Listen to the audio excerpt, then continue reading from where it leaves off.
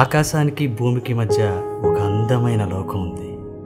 మనం ప్రేమించేవారు చనిపోతే ఆ లోకంలోని మేఘాల మధ్య నుండి మనల్ని చూస్తూ ఉంటారు. ప్రతి వర్షాకాలం రాగానే వారు భూమికి దిగివచ్చి మనతో కొన్ని రోజులు గడిపి వర్షాకాలం పూర్తవ్వగానే తిరిగి వెళ్ళిపోతారు. నువ్వు మోసంక దగ్గరికి వెళ్ళి 2 days ఉండి డాక్యుమెంట్ తీసుకొచ్చాయి. నాన్నగారు ఎలాగున్నారు సూర్య?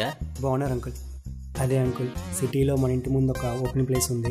నాన్నగారు అది మీదే అని చెప్పారు. సో ఆ ప్లేస్ లో నేను లైబ్రరీ పెట్టాలనుకుంటున్నాను. కాబట్టి మీరు డాక్యుమెంట్స్ మీద సైన్ చేసి ఇస్తే నేను ఈరోజు ఈవినింగ్ బస్కే నేను వెళ్ళిపోతాను. నీ మీద నమ్మకం నాకు రావాలి. కరెక్ట్, ఓకేనా? అలా నమ్మకం రావాలంటే 3 నెలలు నువ్వు ఇక్కడ ఉండి నాకు నమ్మకం కలిగించేలా ప్రవర్తిస్తే డాక్యుమెంట్స్ నేనే సైన్ చేసి నీకు ఇస్తాను. అయినా 3 నెలలు అండి అంకుల్, చాలా కష్టం.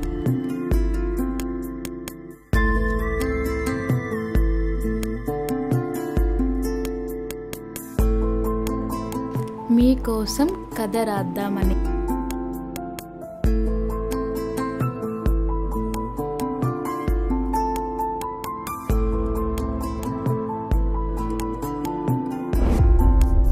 సూర్య, ఒకటి గమనించావా? ఇది వర్షాకాలం, కానీ మనం కలుసుకున్న టైంలో వర్షమే రావడం లేదు.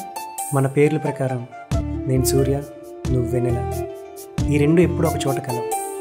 కానీ అలా కలుస్తున్నాయంటే ఆ వర్షం కూడా పడకుండా మనకి సహాయం చేస్తుంది. బాగా ఆలోచించాను సూర్య, నువ్వు సమర్థుడివే. డాక్యుమెంట్స్ తీసుకునిరా, సైన్ చేసి ఇస్తాను. నేను రేపు వెళ్ళిపోతున్నా వెన్నెల. నువ్వు నాకు ఏమైనా చెప్పాలనుకుంటున్నావా? నా ఈ 3 నెలల ప్రేమ నీకు జీవితాంతం తోడుంటని చెప్పడానికి నా ప్రేమ సరిపోలేదా? ఇక ఈ జన్మకి ఇంతే సూర్య. నువ్వు చెప్పింది నిజమే. సూర్య వెన్నెల ఎప్పుడూ ఒక చోట కలవరు. గెలవని ప్రేమ కథలన్నీ కేవలం కథలుగానే మిగిలిపోతాయి. నీ ప్రేమలో ఏం సాధించావురా? ఈ రాత్రులు ఏకాంతంగా కార్చే కన్నీరు తప్ప. వెలుతురు తెలిసిన నవ్వుల కన్నా చీకటికి తెలిసిన కన్నీళ్ళే ఎక్కువ నాన్న. కొన్నిసార్లు మనం కూడా మోయలేని బరువుని మన మనసు మోస్తుంది నాన్న.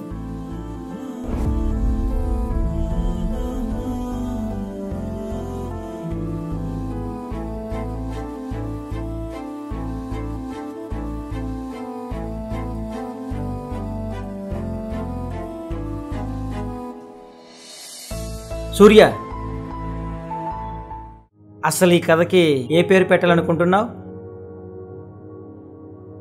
Dear rainy.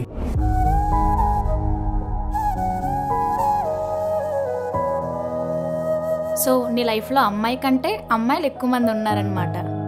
లైఫ్లో చాలామంది అమ్మాయిలను చూశాను కానీ ఎవరిని మళ్ళీ మళ్ళీ చూడాలనిపించలేదు, ఒక్కరిని తప్ప.